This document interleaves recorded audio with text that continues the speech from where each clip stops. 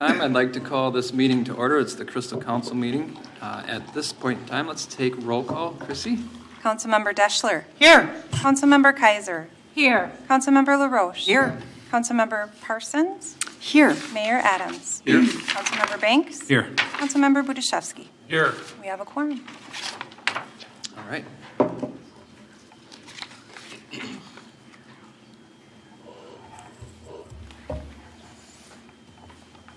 Wait. Please rise.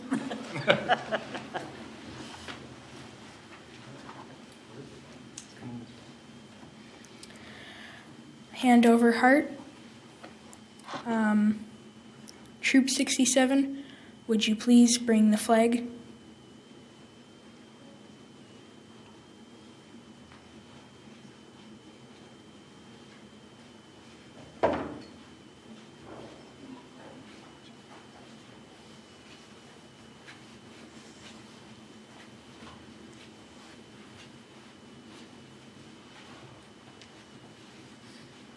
Color guard, halt.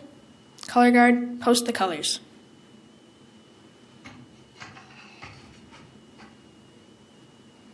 Join me in the Pledge of Allegiance. I pledge allegiance to the flag of the United States of America and to the republic which it stands, one nation, under God, indivisible, with liberty and justice for all.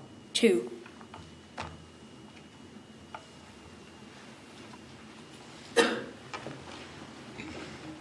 All right, Will, don't run away. We'd like to have a conversation with you if you don't mind. This is where we interrogate the troop. This is the fun part. So, well, thank you for coming and leading us in the Pledge of Allegiance. It's a pleasure to have you here. But we want to know a little bit about you. So if you could tell us where you're from, where you generally meet, that sort of thing.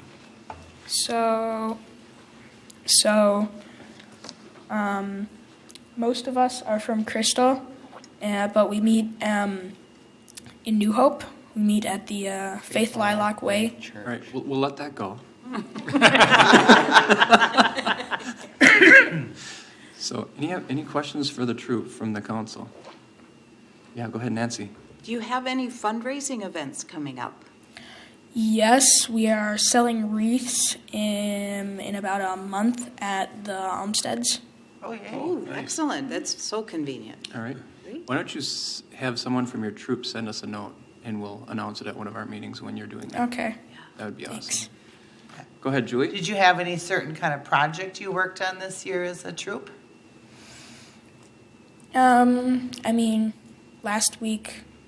Yesterday actually, we went to Feed My Starving Children, and we bagged some bags. Oh, really? That was nice. Yep. Great. So we do that about once a month. Okay.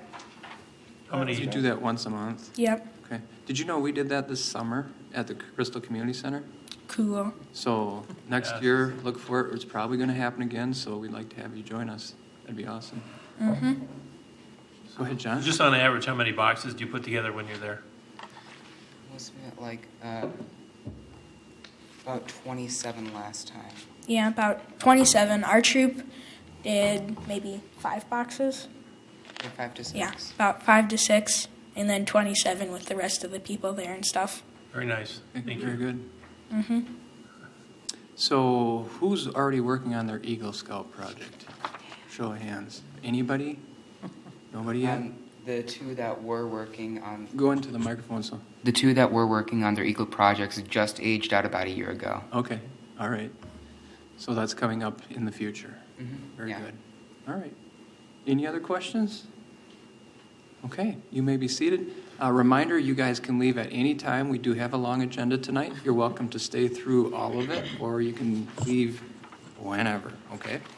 So thank you for coming. Thank you. What a round of applause.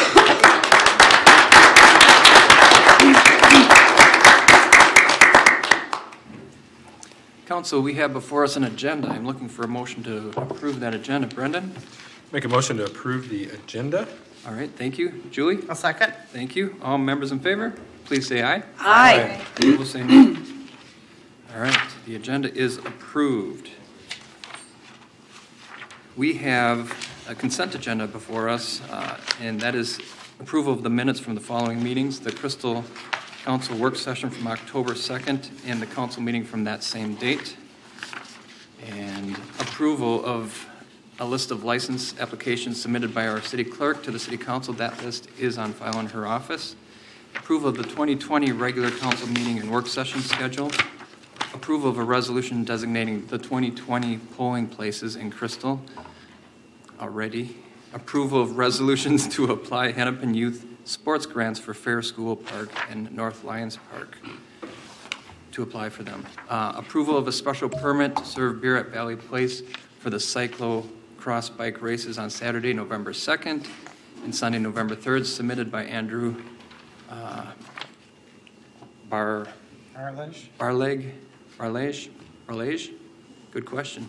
I apologize if I butchered your name, which I'm sure I did, of U.S. Cycling, Inc. And then final is the approval of special permit to serve beer at Bassett Creek for cyclo bike race on November 23rd and 24th by Ryan Larson. So that is our consent agenda. Looking for a motion on the consent agenda. Nancy? I'll make a motion to approve. All right, looking for a second. Olga? I'll second that. Thank you. All members in favor, please say aye. Aye. Opposed, say nay. I am recusing myself on that one. I had a reason to not vote. All right. Next on our agenda is open forum. Do we have anybody here wishing to speak during open forum? These are items that are not on the agenda that you're welcome to speak to the council on. Seeing no one approach, we will move on to the next item. Next item is to receive comment and consider a new off-sale license for Cousins LLC, DBA as Adair Liquor, located at 6001 42nd Avenue North. And we have our city clerk here to address the council on this. Thank you, Mayor and Council. This evening, Cousins LLC has applied for an off-sale liquor license, as you mentioned, to do business as Adair Liquor at 6001 42nd. The required application documents have been provided and a background check has been completed. A hearing notice was published in the Sun Post on October 3rd, and no correspondence has been received in regards to the proposed new license. A tentative closing date has been scheduled for October 25th, and a representative from Cousins LLC, the manager Sam, is here this evening and available to answer any questions. Staff is recommending approval of the off-sale liquor license for Cousins LLC, doing business as Adair Liquor.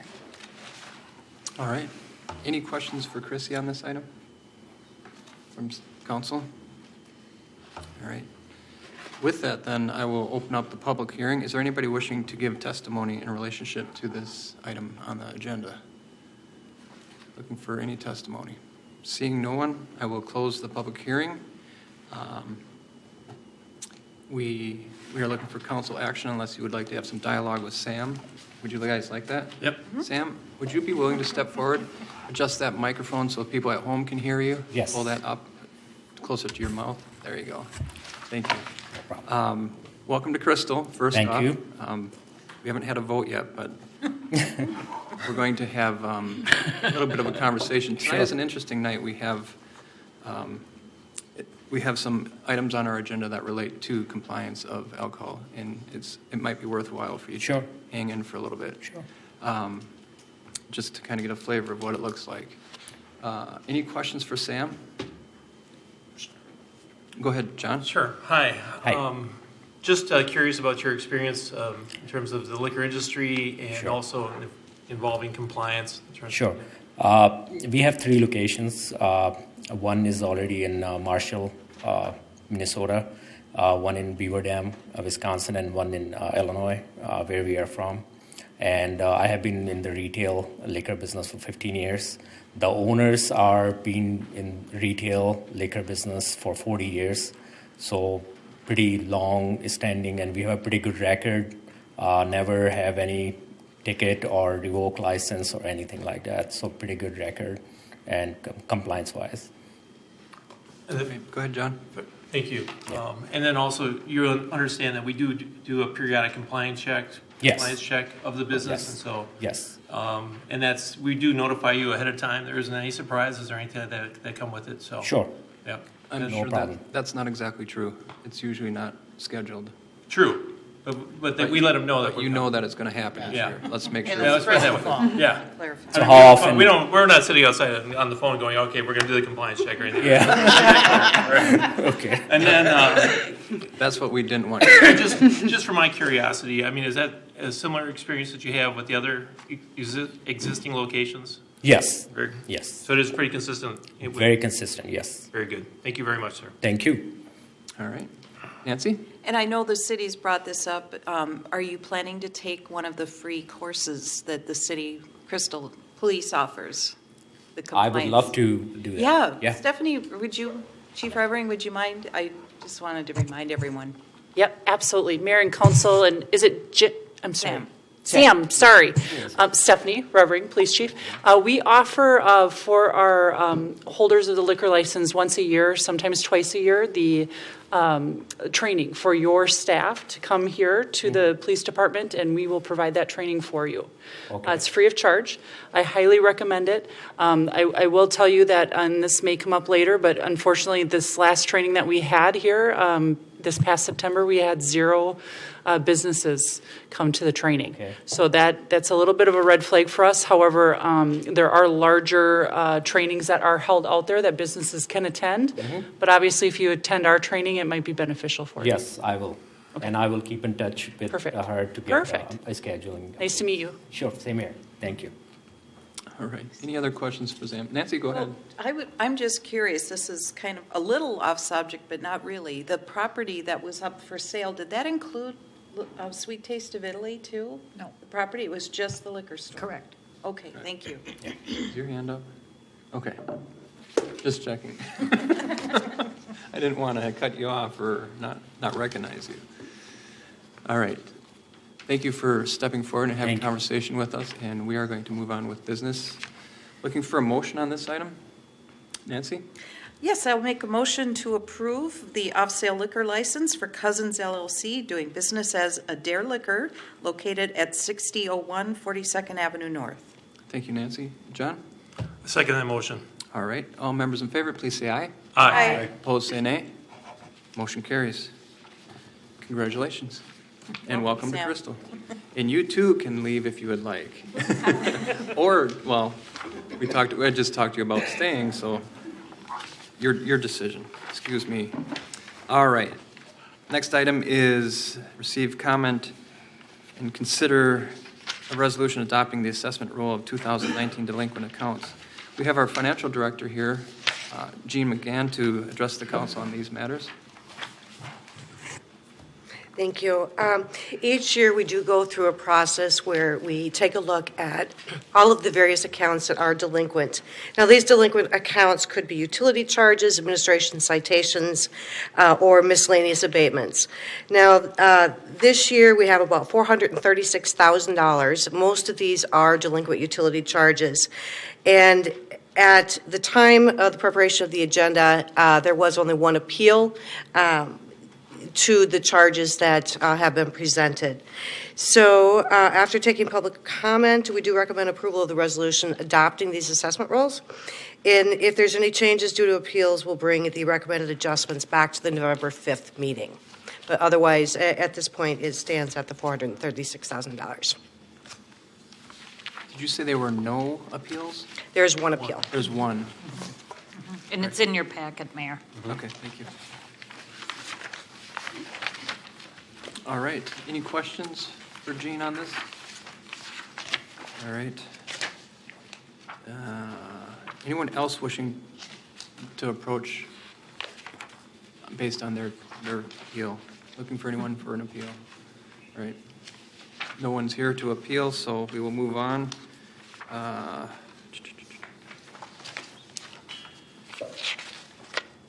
That was officially the open public hearing. Looking for a resolution. Looking for a motion on it. Olga? I make a motion approving the resolution to adopt the assessment rule for 2019 delinquent accounts. Thank you, Olga. John? I second that motion. All right, all members in favor, please say aye. Aye. Opposed, say nay. Motion carries. So another, go ahead. Can I just Julie? ask one question on this? Say, Ann, do you know, once we assess these, about what percentage do you think might pay out before it goes on their property taxes? We get a lot of payments between now and when, the end of November, when they go on the property taxes. Like half, I'm looking at G. It just amazes me how much money this is. But there are some people who routinely, that's how they manage their utility bills. Okay. That's just, there's, Because if they don't pay it, they're paying 12% a year. correct. That's expensive, so. Oof. Okay. So half of the delinquents are paid. Okay, wow. All right. Next item, our Community Development Director, John Sutter, is here to address the council. We are looking at the sale of 2 properties. I'll let him talk to us about that. Welcome, John. All right, thank you, Mayor Adams, council members. These 2 lots represent the last 2 lots of the surplus property land sales that the council authorized back in June of 2018. So these will be lots number 10 and 11 of that process. As with the EDA item earlier tonight, I'm not going to go through all the details here, but these lots do have very deep poor soils down to a depth of around 25 feet. The builder has experience using helical piers to deal with challenging soils like this, and it is the only proposal we received, and is offering $51,000 for both lots. Based on these facts, staff opinion is that that's a reasonable price for the lots. The 2 lots are located here, just north of the platted Sioux Line Park in the Twin Oaks neighborhood. And on the left is a 2018 aerial showing the site. At your previous meeting, you authorized the combination of these 2 southerly lots into a single-family lot. And so on the right side of the screen, you see the 2 resulting lots and the proposed homes. Now, the house plan's basically the same, but there would be some important differences so the homes don't look identical. The southerly lot is wide enough that the garage can be a 3-car instead of a 2-car. And also there will be variations in the facade materials between the 2 homes. And finally, the 2 homes do not, there are different angles, as you can see from the drawing, the site plan. So they won't look exactly like cookie-cutter homes. And I'll go right to the front elevation here. The homes are actually fairly narrow. They have to be to fit on these compact lots, but they offer a lot of square footage in a compact package. Over 1,400 square feet on the main floor, and these are ramblers with full-depth basements that could also be finished. So on the main floor, you would have the living, dining, kitchen area, 3 bedrooms, 2 baths, and a very large mudroom and laundry between the garage and the kitchen. And the lower level, again, would be available for future finishing.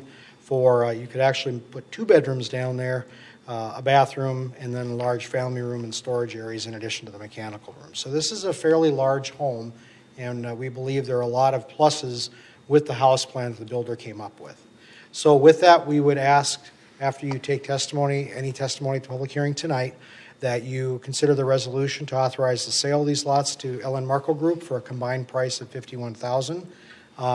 These lot sales must close by December 15th, but the builder will probably close sooner than that, and the homes must both be completed by October 15th of next year. And again, we expect the builder will move more quickly than that. So I would be happy to answer any questions you have. All right. Any questions from the council for John? All right. Go ahead, Julie. Did you, obviously you notified the neighbors surrounding the area and none of them? No, we don't typically do that for lot sales because there's no zoning issue. We did, however, notify them last year of the surplus property that the council was looking to sell these lots. And I think the only interested party may have been one of the homeowners directly north. But we didn't really get any comments, nothing negative about it. So a little context for those who may not be familiar, we did quite a few surplus lot sales in the past 1.5 years or 2 years. And the goal of that was to help fund a parks master plan for which those funds will be used to help institute and move up a little bit sooner than we would if we had to save the money for that. So That was something that came from past councils to try to improve our parks in Crystal and make them more unique in some cases, and then for the neighborhood parks to make them more similar to each other in their given neighborhood. Did you have a question? Yes, or comment? thank you. Yeah, this is just a comment. And since we're talking about a park that's right nearby, Sioux Line, and since John Elholm, our recreation director is here, parks director, can you let us know if those funds are helping benefit this particular park, or is it going into a general parks fund? I believe for this particular one, it would go into a general parks fund. It would. Okay. And just for context for neighbors who might be listening or watching this, there is a community garden at this location. Correct, still. there is. Yeah, and it's pretty popular, correct? Yes, it is. Oh, good. Have there been any recent improvements to this park in the last year and a half? No, there have not been. There's a neighborhood park just to the north Right. of this. So this is actually considered more of a natural park. So there's not a lot of amenities planned for this particular park. Okay, great. I just wanted to throw that in there for people to let them know. Thank you. Thanks for the detail. Yep. All right. Any other questions? John? I'd like to make a motion. We need to do a public hearing first. Oh, that's true. Yeah. Sorry. Any other questions, comments? Seeing none, let's open the public hearing for testimony. Is there anybody wishing to speak in relationship to this topic? Anybody wishing to speak? Seeing no one approach, we'll close the public hearing, and now we can move on. John, why don't you go ahead? I'd like to make a motion authorizing the sale of 5238 and 5244 Scott Avenue North for new house construction. Thank you. Looking for a second. Brendan? I'll second that motion. Thank you. All members in favor, please say aye. Aye. Members opposed, say nay. Motion carries. This is very unusual to have this many public hearings before we even get to the main agenda. Oh, and here we are. Here we are. First item on the agenda, these are disbursements of $25,000 or greater. This list is, I'll read that into the record at this point in time. First item is Health Partners for October health insurance premiums of $100,711. Custom Builders, Inc. for Becker Park Construction Project, $363,154. Minnesota Para for pay date 10/4/19 for the employee and city required contributions of $57,887. Total disbursements of $25,000 or greater is $521,752.91. Are there any questions relating to any of these items? Julie? Nope, I'll just move approval of expenses over $25,000 as read. Thank you. Looking for a second. John? A second that motion. All right. All members in favor, please say aye. Aye. Opposed, say nay. Motion carries.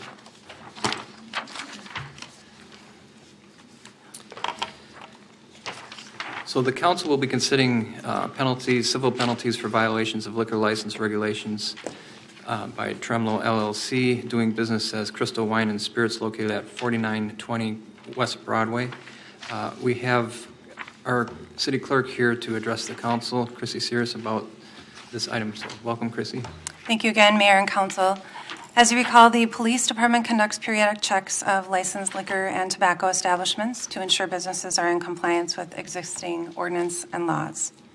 Compliance checks for liquor licensees were conducted in April of this year. As a result, 2 businesses did not pass and sold alcohol to an underage person, the first of which is Crystal Wine and Spirits. An employee of the business has pleaded guilty in court to the offense. Notice of the violation of tonight's meeting was mailed to the licensee on October 3rd. However, I have not received any correspondence from the owner in regards to the violation.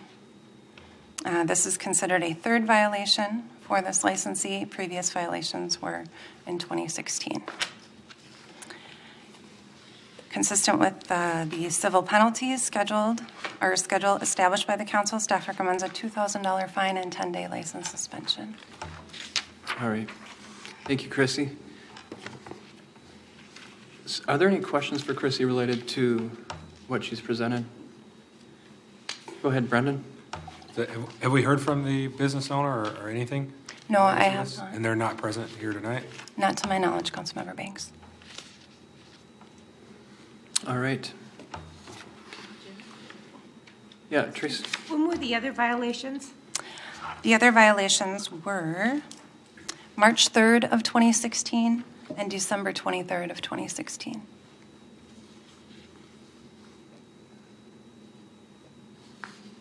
All right. You said 2016? Correct. So that's... Because now we're in 2019. Well, I see, third violation within 36 months after the Got it. second. Okay. Yes, correct. We're in uncharted territory. We haven't seen this in the recent history. All right. Does anyone have any questions for the police department or for the chief on this one either? No? Okay. Go ahead. Well, I don't really have any questions. Since nobody's here, I'm kind of leaning towards, the full, 10-day suspension, $2,000 fine, but it kills me to do that because they are just a small liquor store. That's a huge fine for a small business. My heart hurts over this one because, I hate to see small businesses suffer, but man, why wouldn't they show up?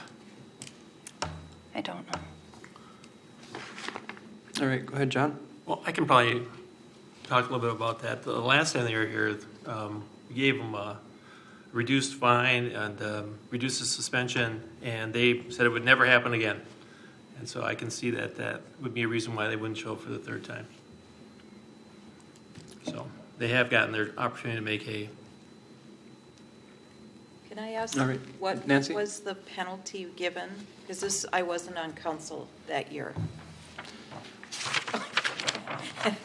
Searching. She mustn't know we're going to ask. Let's I don't know. see here. Councilmember LaRoche, it would have been the March 3rd violation was a $500 penalty and no license suspension. And the December 23rd violation was a $1,500 civil penalty and a one-day license suspension. Did you say 1 day? 1 day, yes. Okay.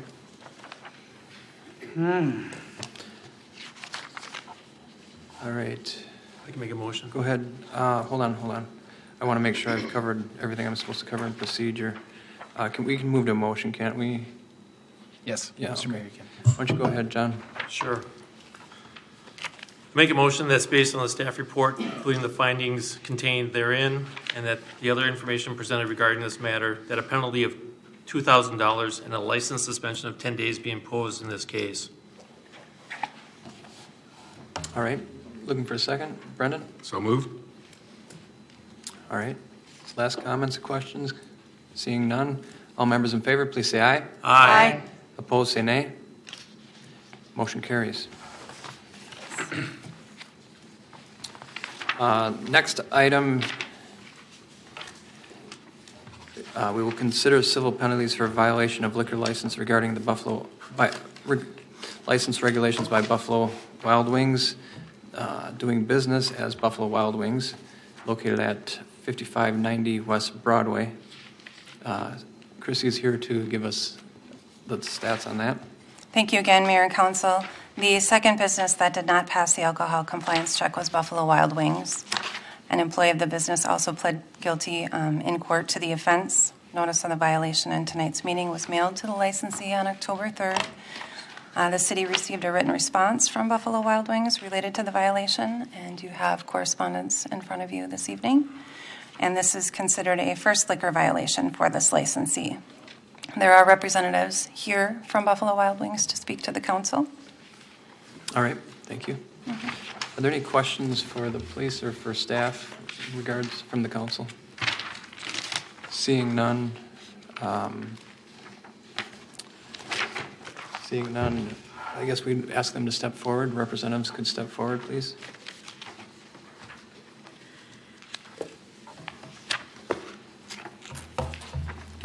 Good evening. So I'm asking if you're interested in having a formal hearing, or if if indeed the charges are being accepted and moving forward.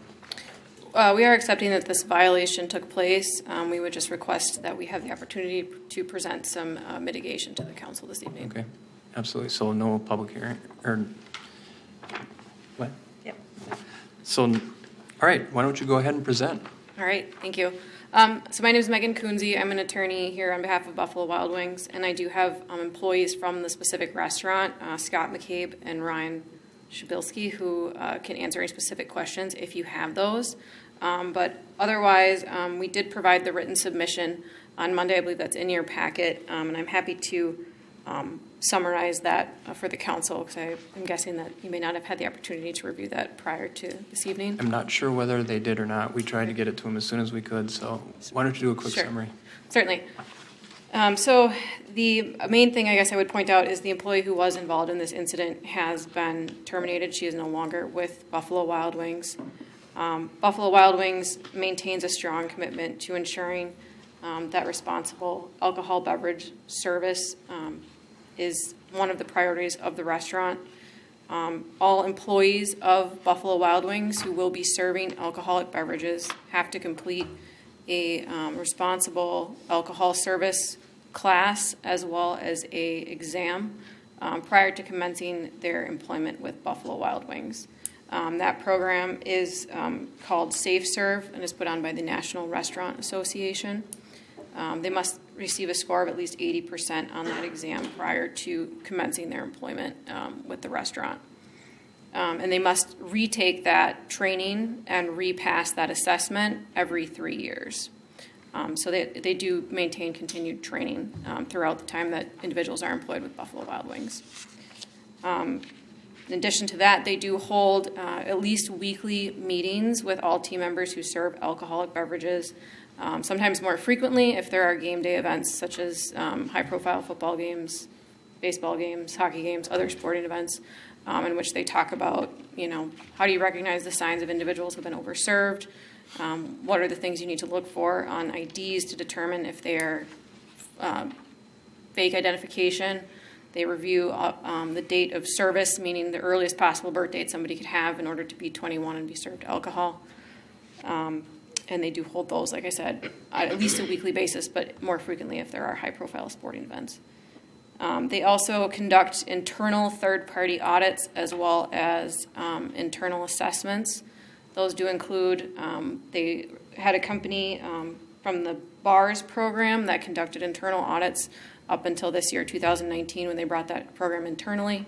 And the BARS program conducted monthly stings internally, and in the 10 years that they did those, this particular location had no failures. The internal program, they come in and do assessments as well, checking to see if the internal training is working. Are the employees following practices and procedures? Are they checking ID? And the most recent report that we have from that assessment took place on August 2nd of 2019, and the employee did receive a full score on checking IDs. And then finally, in terms of this particular incident, my understanding of what happened on the evening in question, based on talking with individuals who are working at the restaurant, were that it was a particular busy evening. It was very loud in the restaurant. The patron came up to the bar, spoke to the first bartender who was working there. His name was Derek. Placed a beverage order. Because it was loud, that bartender misheard the order and thought that the patron had simply ordered a soda or a non-alcoholic beverage. He didn't request ID because of that. The second bartender noticed that there was an issue with one of the kegs of beer, asked that Derek come and assist and swap the keg out. She took over, then serving that patron, verified his order to make sure that she provided him with the right thing. At that time, she correctly heard his order, being an alcoholic beverage. Did not check ID at that point in time because she mistakenly assumed that the previous bartender had, and unfortunately, that patron was underage, and so they failed the sting. So given all of those items as mitigation, we're simply requesting that the court or the panel take that into consideration when imposing the administrative penalty. In reviewing the Crystal City Code, Section 1200.35, Subdivision 5, does allow the city council to impose lesser penalties. We would be requesting that the council impose simply a fine in this matter. If you are inclined to impose the one-day suspension, we would request that you allow them to serve that suspension on either a Monday or a Wednesday.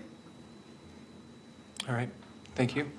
Are there any questions the council has for them?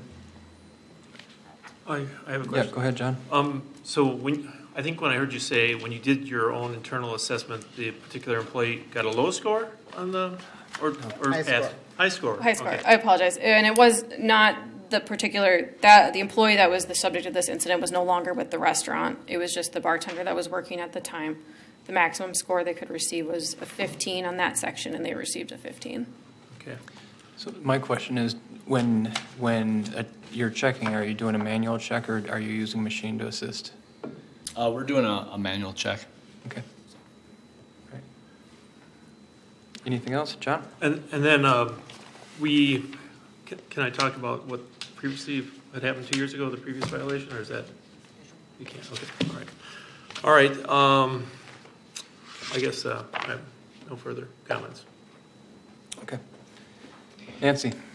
Thank you. I read here the remediation following the incident on your report here that it says, going forward, BWW would be more than willing to have its employees attend a training with the Crystal Police Department to provide them with additional knowledge and skills regarding the responsible service of alcohol.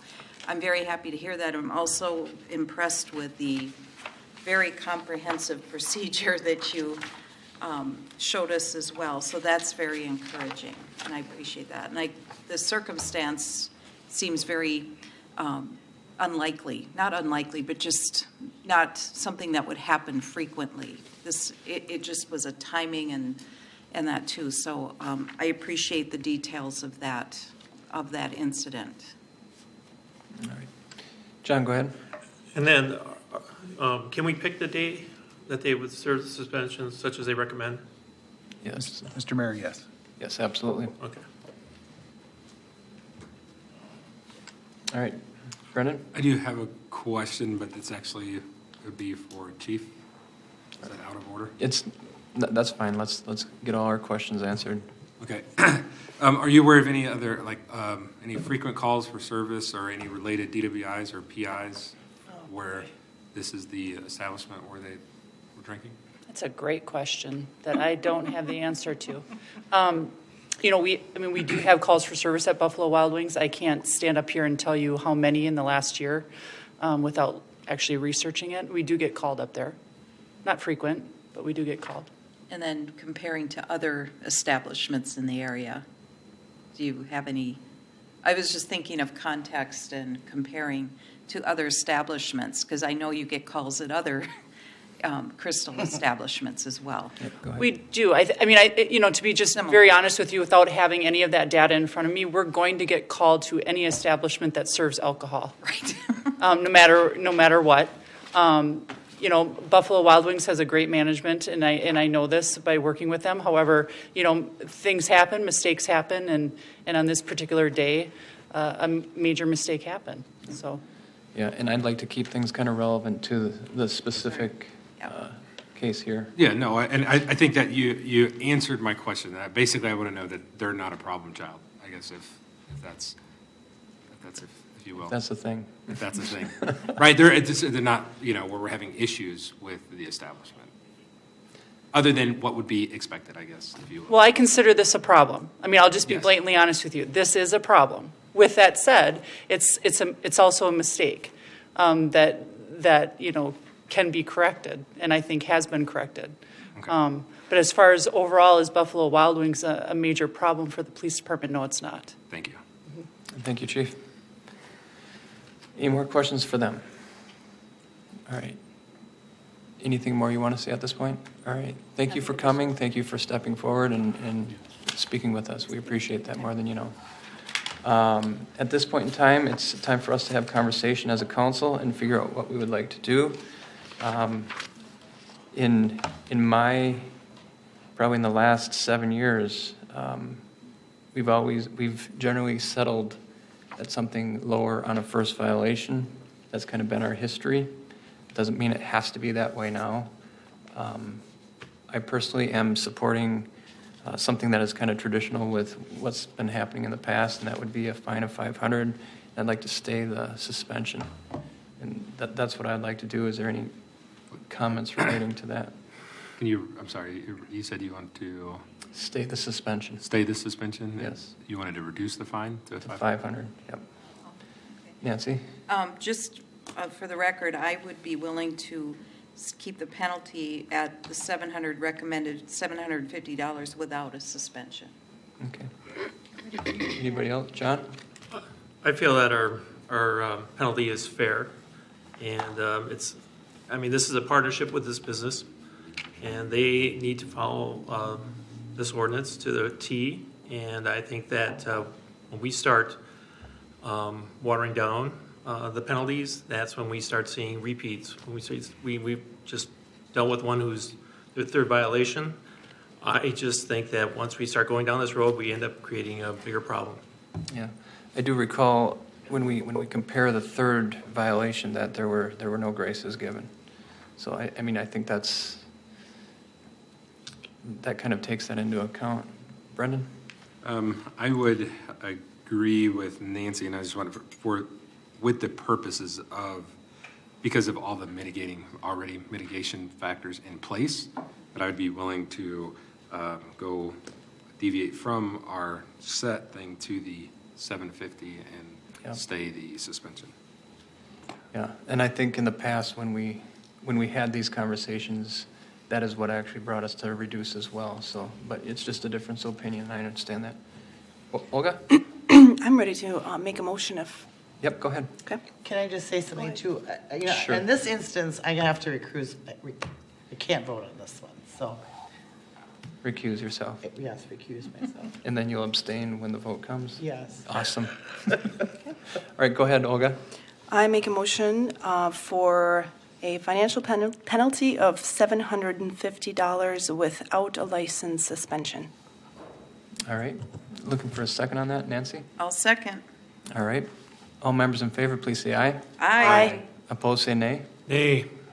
Motion carries. All right. Does that make sense? Any questions on that? Roll call on that, though? Roll call. Oh, yes, that's right. I apologize. Roll call. Okay. Thank you. Councilmember Budiszewski. Nay. Councilmember Deschler.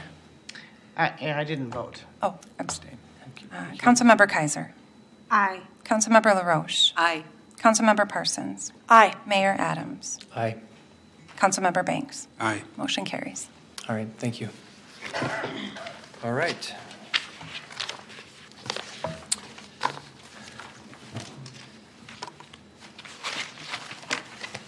Next is agenda item 6.4, and that is to receive a presentation on the preliminary 2020 budget and property tax levy and provide opportunity for public input.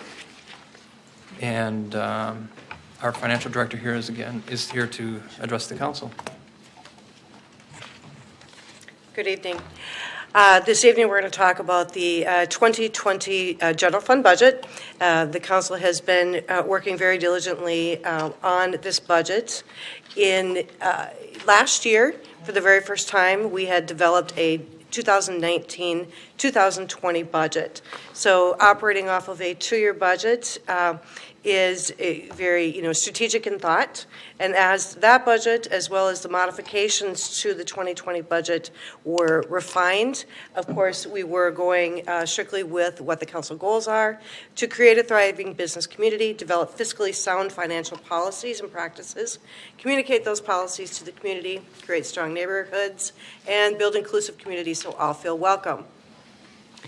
Before we go into the general fund budget itself, I wanted to talk a bit about the 2019 legislative changes.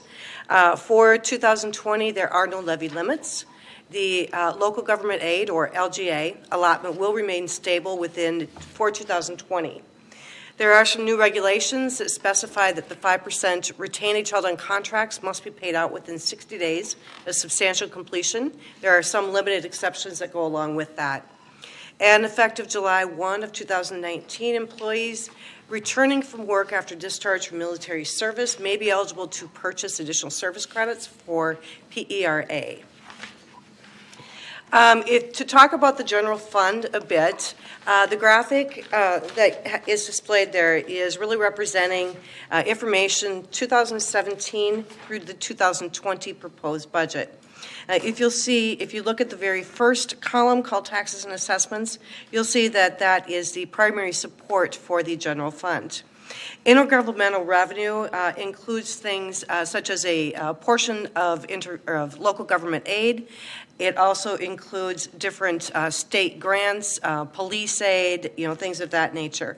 Charges and fees, that would include your licenses and permits and other type of inspections. Other may be interest income and other types of miscellaneous revenue. In addition to that, we do have transfers in, which has remained relatively stable over the last 4 years, and that's truly for the services that are provided to departments outside of the general fund. With the general fund expenditure summary, once again, we are reflecting information from 2017 through the 2020 proposed budget. And if you'll note, the primary component or the largest component of the general fund budget is directed towards our public safety. And for 2020, we have approximately $7.6 million being directed towards public safety. After that, the next highest would be towards public works at almost $2.6 million. And then we have general government at $2.1 million and recreation at $1.7 million and community development at $725,000. There are major changes that we do want to identify based on when you're doing a comparative from the 2019 budget to the 2020 budget.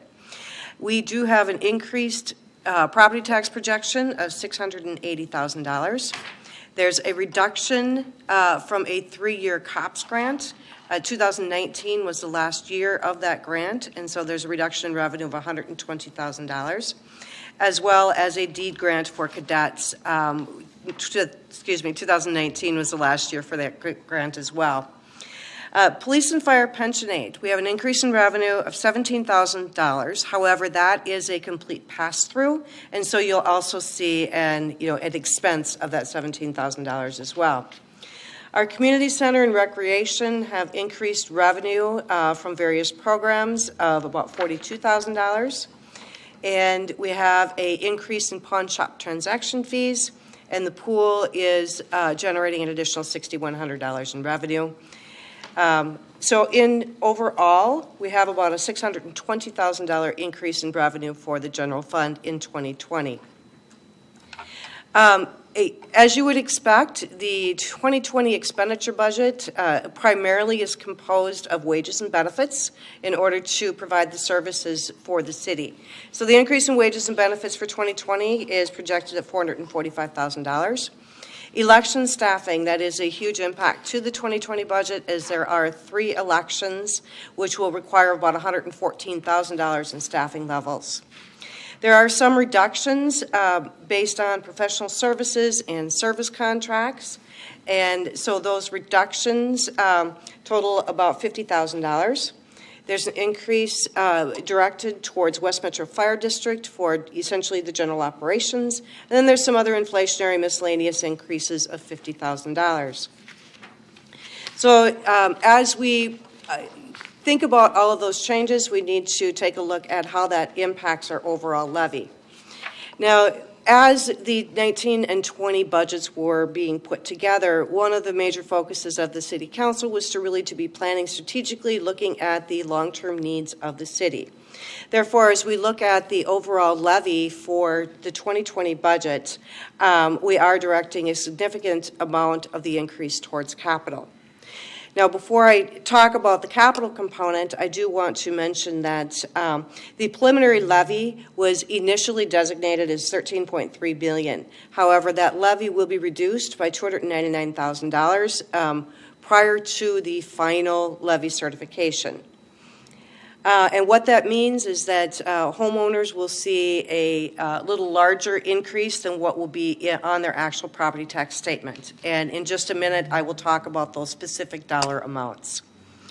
When we look at the levy detail for capital, capital is, a very huge component of the city because we need to ensure that we're able to plan for the future. So if you look at the average homeowner within the city will see about a 9.03% increase in their overall property tax levy from the city. Of that 9%, 5.53% is being directed towards capital, which leaves about 3.5% being directed towards general operations. Another point to note when we're looking at the detail for our capital levy, if you'll note, at the very first line, we have our building fund. In 2019, we had about $586,000 directed towards our buildings. And in 2020, there is 1.3 being directed toward our buildings. In 2019, we did take the action of splitting out a lot of our different levies so that we could clearly identify the purpose and direction that we needed for each one of these individualized funds. So when we look at the overall tax rate calculation, when you compare 2019 to 2020, we are anticipating a 14.5% increase in tax capacity. And what that means is there is a larger base in order that the levy is spread over. We also have fiscal disparities. There are fiscal disparities distribution and a contribution. Essentially, this is a pool of money that is monitored and distributed by the state in order to even out the tax burden throughout the metropolitan area. There are communities that are more of a bedroom community and other communities that have a large commercial industrial base. For the City of Crystal, we have a contribution into the pool of $1.3 million and a distribution of $2.3 million. And that's really to equate because Crystal does not have as high of a base for commercial industrial type property as compared to other communities. So as we look into how this impacts a residential home, the average value of a residential home for 2020, we're anticipating to be about $201,880. And at the 9.03% increase to this average homeowner, a $80 increase will be reflected on their final property tax statement. Now, if we look at the difference between what their preliminary statements will reflect and what their final statements will reflect, the preliminary statements will be about $102 and the final statement at $80. There are some various property tax relief programs, such as the homestead credit refund, the renter's refund, a special property tax refund, as well as a senior citizens property tax deferral program. More information on that can be found on the Department of Revenue website, which is listed on the slide, as well as the phone number for contact information. So tonight we're talking about the overall 2020 budget in order to offer the public an opportunity to comment and provide additional input. We are also talking about the 2020 fee schedule and utility rates, which will be coming up on one of the next agenda items. And then in December, we will be doing the final review and adoption of the 2020 property tax levy and the 2020 budget. At this time, I would be happy to address any questions. Sure. Can you go back 2 slides? Yep, one more. That first bullet point on the bottom, it says actual levy is $299 more or less than preliminary levy. Okay, the actual levy will be $299 less than the preliminary levy. That's what I thought. Thank you. Mm-hmm. Now, just to be clear, I must have heard something wrong tonight. You're saying it's less than the original levy, so we're coming back. We're coming back, so it'll be less than that. But you also said earlier that it's going to be more for the citizens than what we expected. Okay. help me out with that. Absolutely. I was just trying to get to the slide where, here we go. The original preliminary levy was levied at 13.3 million. When we do the final levy in December, staff will recommend that we levy $13,035,761, which is $299,000 less than the preliminary levy. Towards the first part of November, individual homeowners will receive a property tax statement. And as part of the statement, the property taxes that go to the city will be projected. And on that property tax statement, the average homeowner will see about a $102 increase. Now, when they actually get their final statement, that increase should be approximately $80. And that's because of the reduction that we're recommending in the levy. Does that help? That helps tremendously. Thank you. All right. Any other questions relating to this from the council? All right. So, thank you, Jean. That's quite a... I'm looking at this presentation, I'm thinking about the amount of work that has gone through just to get us to this point, and it's just, thank you, Jean. And council, too, we've gone through an awful lot, and blood, sweat, and tears trying to come, to some agreements as to where we're going to be. At this point in time, I think before I say too much, I would like to, what are we doing? We're doing No action is necessary. No action is necessary? Unless there's someone from the public who wants to comment. Is there anybody wishing to comment from the public? Seeing nobody comment from the public, maybe I will say something.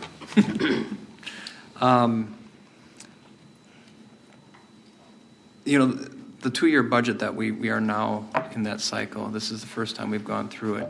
It's a reminder to everybody that things in this cycle, in this 2-year cycle, are different than what we've ever seen in the city of Crystal. And when we go through our next 2-year cycle, it's going to be a little bit tighter than what we've experienced this time. We had an awful lot of unknowns. This year was a big, big challenge in terms of what our capital needs would look like. And, coming out of this year compared to when I was going into this year, I was petrified at how we were going to accomplish this, quite frankly. I think at one point in time I said to Ann, well, it was nice being mayor for a while because there's no way I'm going to get reelected because we have to do so much in terms of capital.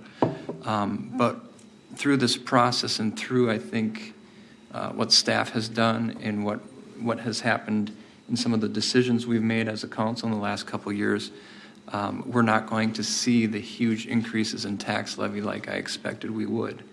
And we're all familiar with what that was. The fiscal disparities played a huge role in that.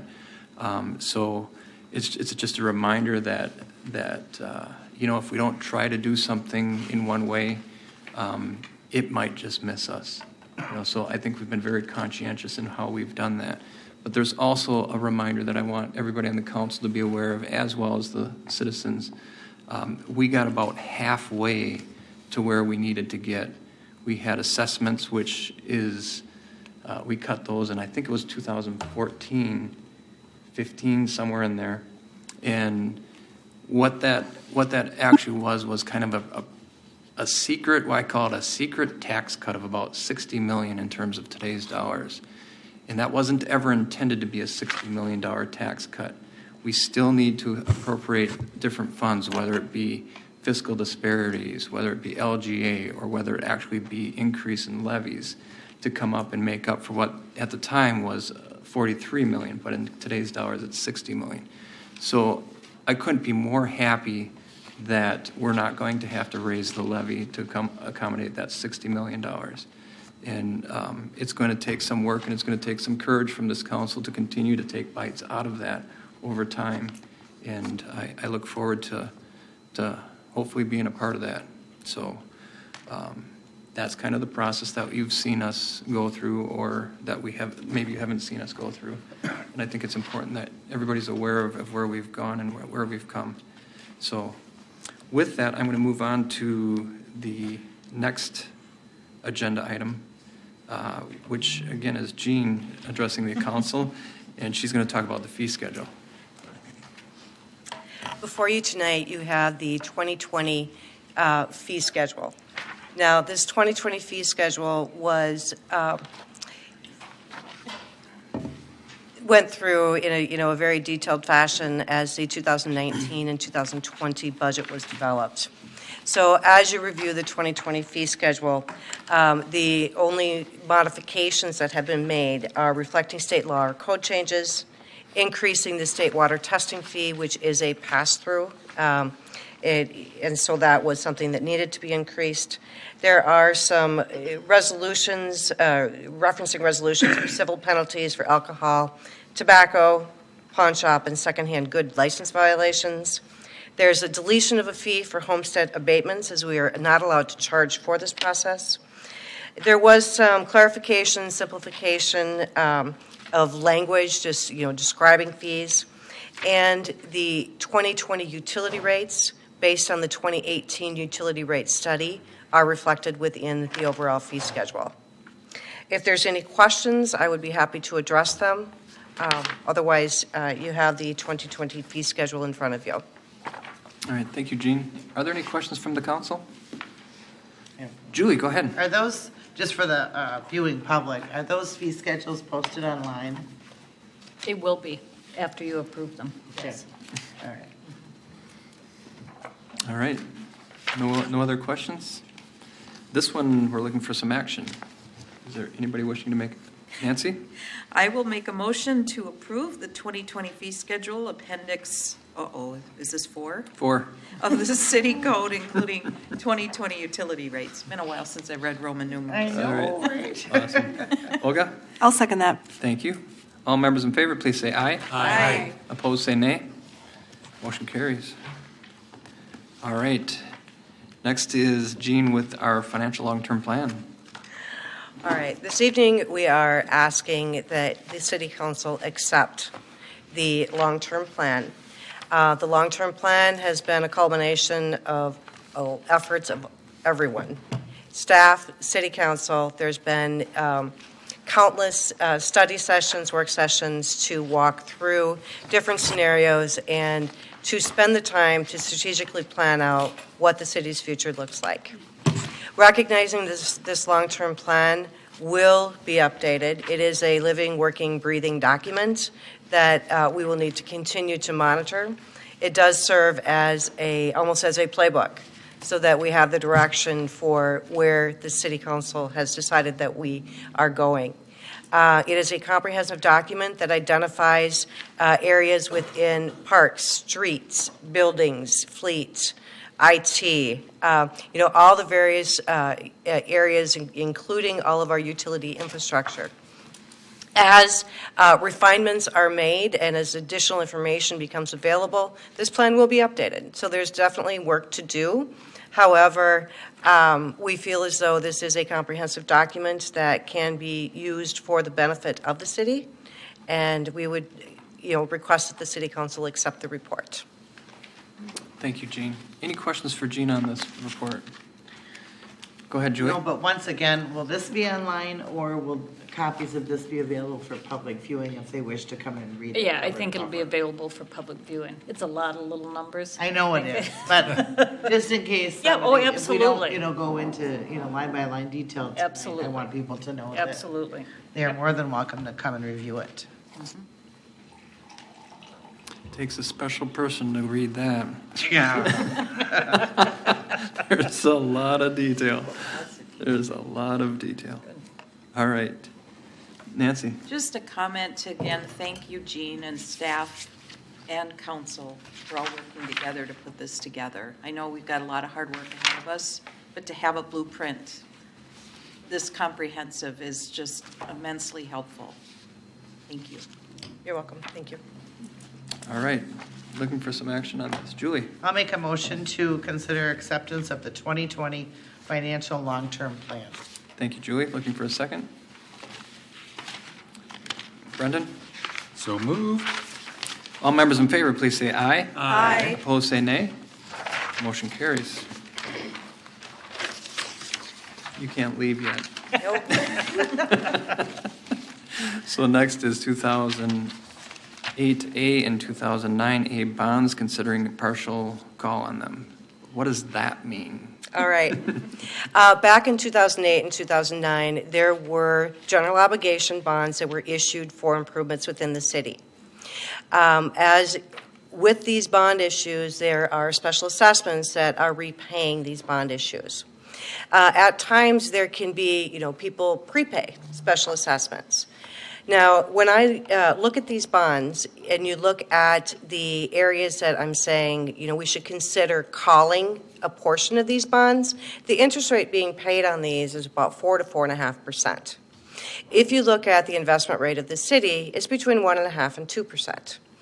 Now, we could continue to hold this restricted cash in the debt service fund and make the regular payments on the bond, or we could say we want to pay some of this off early, and then with the available cash that's in these restricted debt service funds right now, and then the city will save. Let's see here. We have $321,000 in interest savings on the 2009 bond and about $62,000 on the 2008 bond. And it costs $1,500 per bond issue to pay these off early. So you spend $3,000 to save $400,000. Now, essentially what we're asking for this evening is for the council to give us direction to move forward and, secure all the necessary documents in order to do a partial call on these two bonds. We will be working very closely with Baker Tilly, formerly Springstead, in order to accomplish this objective. And if the council gives us direction to do this, then Baker Tilly will move forward and start working up all of the documents that need to be taken care of. Oh, excellent. Any questions relating to this? All right, I'm going to ask a question. At the end of the day, when we make a move like this, where is the net benefit come? Do you know where that net benefit comes at the end of the day? Mm-hmm, I do. Once these bonds are fully paid off, any remaining debt service restricted dollars we will transfer to the street fund. Right. Excellent. The street fund. What is that? The street fund. It Oh, goes street to the fund, street yes. fund at the end of the day. That's our big nemesis is, handling that street fund. It's a nice boost. So every little bit we can do at the end of the day, it benefits that, and I wanted to make sure everybody was very aware of that. Did you have a question? Oh, no, I can make a motion. Okay. Any other Ready. questions first? Seeing none, go ahead, Olga. All right, I'll make a motion to approve the partial redemption of the 2008A and 2009A general obligation improvement bonds. Thank you. Looking for a second. Nancy? I'll second. Thank you. All members in favor, please say aye. Aye. Opposed, say nay. Motion carries. Boy, she leaves fast. She says, no more. I've done enough for one night. So our next item, we have our city manager, Ann Norris, to address the council in relationship to the engineers, architects for the, the architects for the engineering of the police station. All right. Thank you welcome. very much. As the council is aware, we've had several emotional and a lot of teeth gnashing over the needs for a new police station or a renovated police station.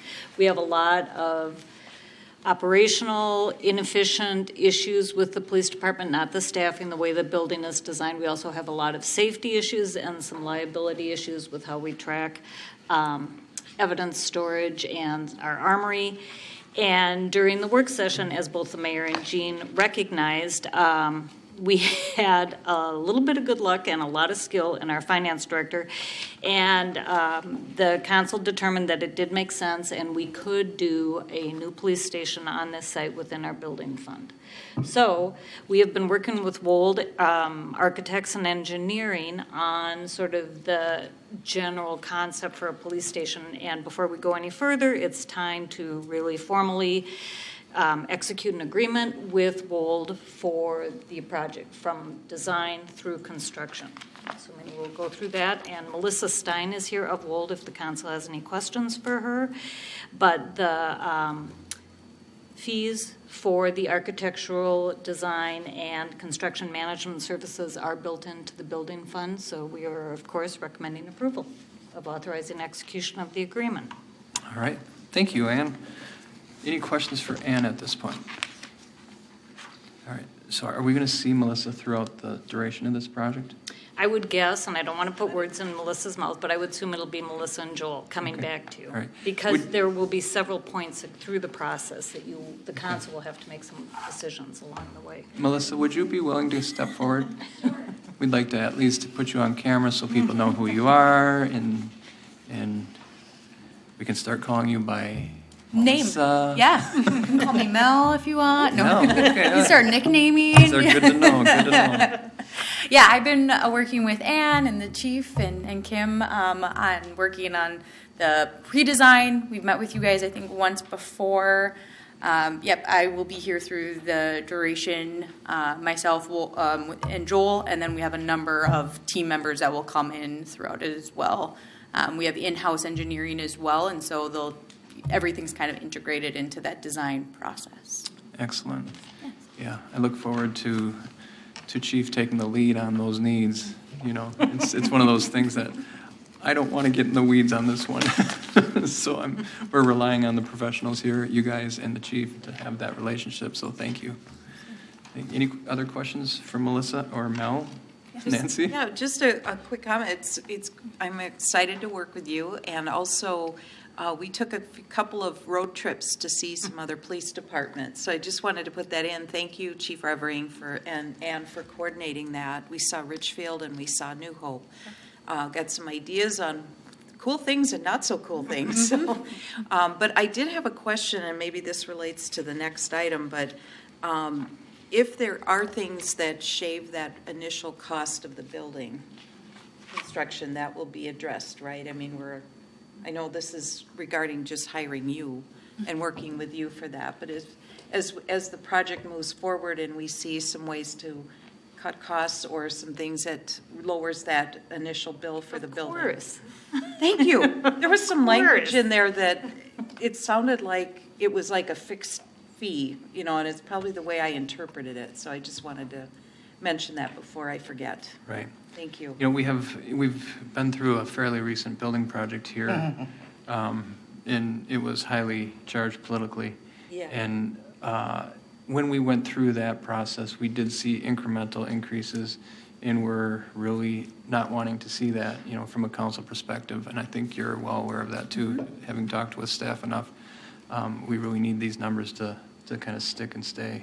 Okay. So that's our hope. On the Public Works building? Was No. that? No, that was a different firm. Different firm. Yep, so we do have a fixed fee, and throughout construction as well, we will be coming back to you guys a number of times. We have cost estimating that we do. So we have different phases, and at every one of those phases, we come back to you guys, make sure that we're on target, so that you guys have an opportunity to be aware of what's happening throughout that design process. That's great. Yep. Thank you, Melissa. Julie? Oh, if there's no other questions, I was just going to make a motion. That's all right. Are you sure? Okay, go ahead. No, I am, sure.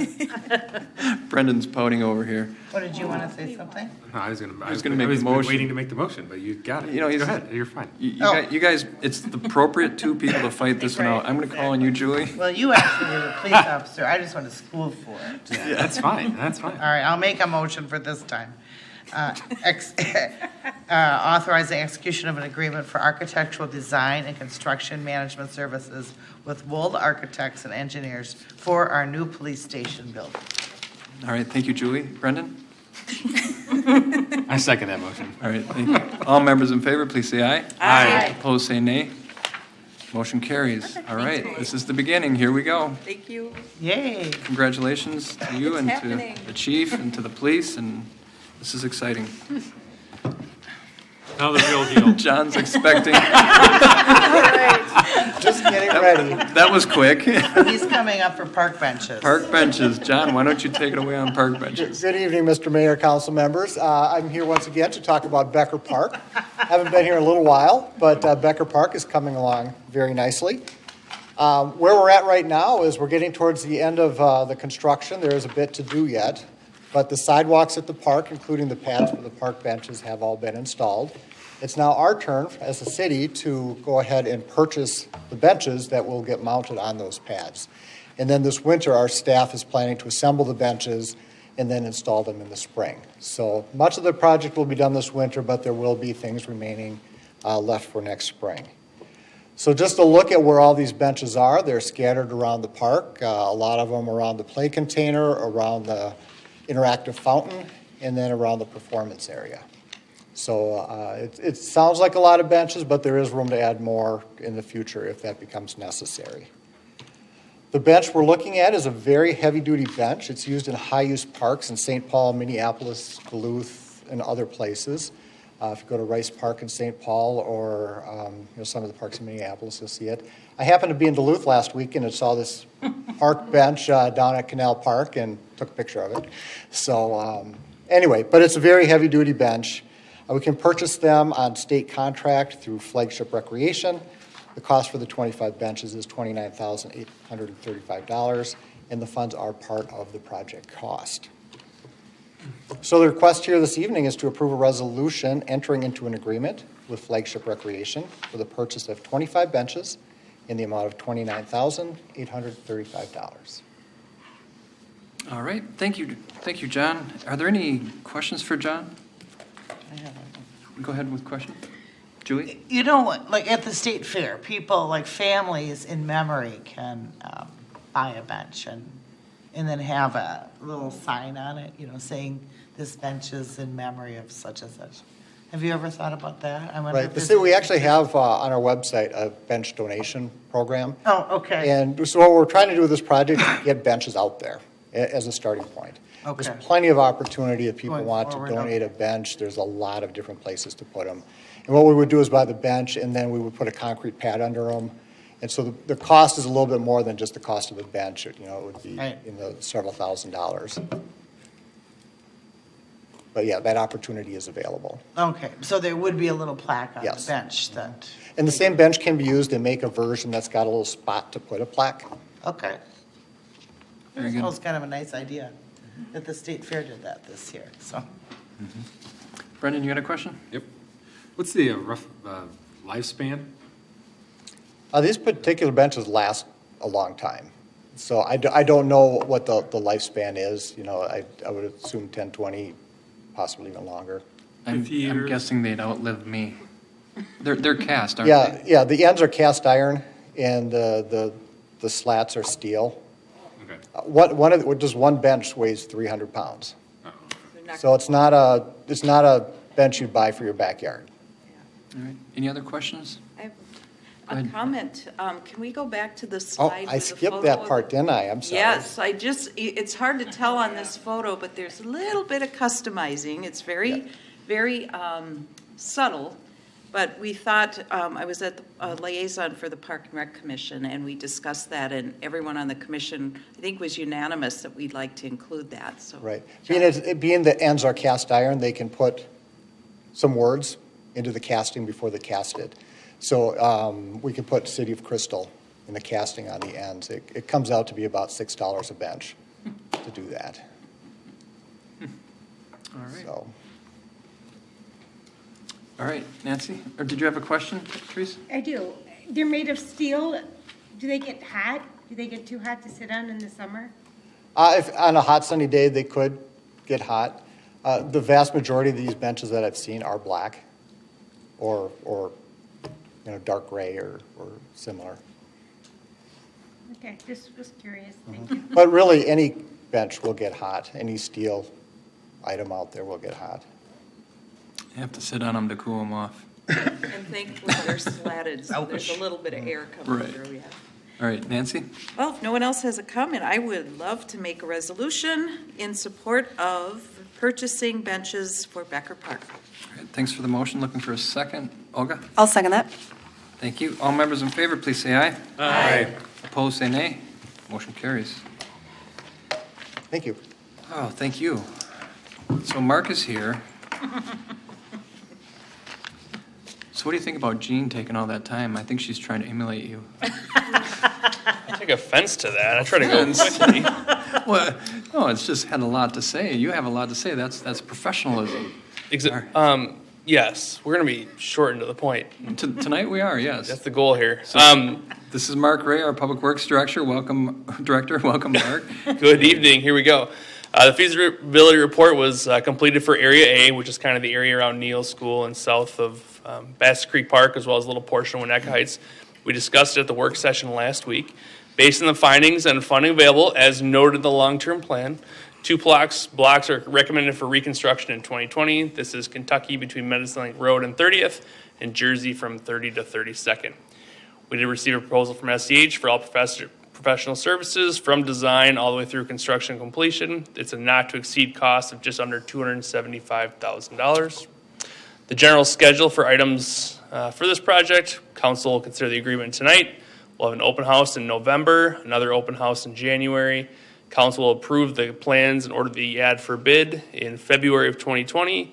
March, April will be out for bid and then awarding the contract. Construction will start May, April of 2020. And then the plan actually is, unlike with our street reconstruction, is to do all the paving in the same year so we are done and sealed up. Because we're doing water main and sewer replacement, there's less concerns of having adverse ruptures through the winter occurring.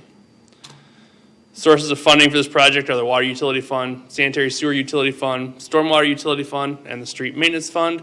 We are not using franchise fees or special assessments. So with that, the council is being asked for motion to authorize professional services agreement with SCH for the services related to the 2020 utility reconstruction project. Awesome. Thank you, Mark. Any questions for Mark? All right. I'd like to make a motion authorizing professional services and contract for the 2020 utility reconstruction project. Looking for a second. I'll second. Therese, thank you. All members in favor, please say aye. Aye. Opposed, say nay. Motion carries. So Kim Terrace is here to address the council. She's our assistant city manager. And we will be considering approval of a memorandum of understanding with Law Enforcement Labor Service. So she's here to talk with us on that. Welcome. And Kim. I'll be short as well. Okay. So I am here before you tonight to talk about the memorandum of understanding with our Local 56, which is our police supervisor labor union. And it goes along with the same employee contributions that you approve for the other bargaining units so far, the Local 44, the police officers, as well as the non-represented employees. And it solely is for the employer contribution towards health insurance in the year 2020. And there is significant funds in the now approved preliminary budget for 2020, and we do recommend approval. All right. Thank you, Kim. Any questions for Kim on this one? Yeah. Julie? Significant funds or sufficient funds? Sufficient. Sorry. We have sufficient funds in that. All right. Yep. Thought maybe it was extra cash over there we could move over to the police department or something. No, not this year. All right. Sorry. Brendan? If there's no questions, I'd like to make a motion. Any more questions? Seeing none, go ahead, Brendan. Okay. I make a motion to approve the memorandum of understanding with the Law Enforcement Labor Services, LELS, Local 56. Did I say that right? Yep. All right. Thank you. I'll second that. All members in favor, please say aye. Aye. Opposed, say nay. Motion carries. Thank you. Yes, thank you. That was our last item. Wow. That was only 4 times longer than what we've been doing lately. We do have a few announcements, however. The Crystal Business Association will be meeting Wednesday, October 16th at 8:30 a.m. And that's at the Crystal Community Room, in the community room at the Crystal City Hall. Fundraiser event for Crystal Crime Prevention Board is Monday, October 21st from 5 to 8 p.m. at the Pizza Ranch. So if you're having pizza that day, please make sure you get a form for that fundraising. Crystal Crime Prevention Board is hosting a domestic abuse prevention presentation on Thursday, October 24th from 6:30 to 8:30 p.m. at our neighborhood outreach office. That's the north side of Crystal. Next City Council meeting is Tuesday, November 5th at 7 p.m. That will be here at our council chambers at City Hall. And local organizations are invited to help lead the Pledge of Allegiance like what we saw here tonight with the Boy Scouts. Just contact staff for more information and they will guide you through that. Reminder to all that city council meetings and work sessions are open to the public. You're welcome to attend, or you can view or listen to them on our website at crystalmn.gov. And this last item that I added is canceled. So, any other announcements from the floor? Yeah, go ahead, Nancy. I have one. It's tomorrow night, the Trick or Trot. And that is a public event. It's a joint event by New Hope Parks and Rec and the City of Crystal Rec Department. It's at Northwood Park in New Hope. It's, I think, John, if you don't mind, I just wanted to clarify, how far are these kids running? It's ages 6 to 12. 1 mile, I thought. I think there's 2 different lengths, if I'm not mistaken. I'm not, Okay. I don't recall what they are. Oh, great. But it sounds like a blast. I'm going to be there with the Park and Rec Commission at a table handing out candy with a bunch of other people. But you can run in costume, correct? Correct. And you get a free T-shirt if you register. And I think you can also register on site tomorrow. For those who didn't, I think there was something posted on Facebook today that you can still show up and register. Right. I know there was a post on Facebook today. Oh, good. And it's $25 per person, right? And a DJ will be on site creating family fun atmosphere. So wear tennis shoes, of course, with your Halloween costume. And this is, you can come in any time between 5:30 and 7 o'clock to start the course. That should be fun. Great, thanks. Thank you, Nancy.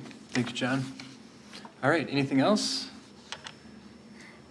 All right, looking for a motion to adjourn. I looked away from John. John, go ahead. So moved. Thank you. Nancy? I'll second. Thank you. All members in favor, please say aye. Aye. Opposed, say nay. We are adjourned. Please have a good rest of your month. Have a safe holiday, Halloween weekend, whenever that is. I don't remember. 2 weeks. 2 weeks. All right. End of October. Huh? 2 weeks. 2 weeks, yep.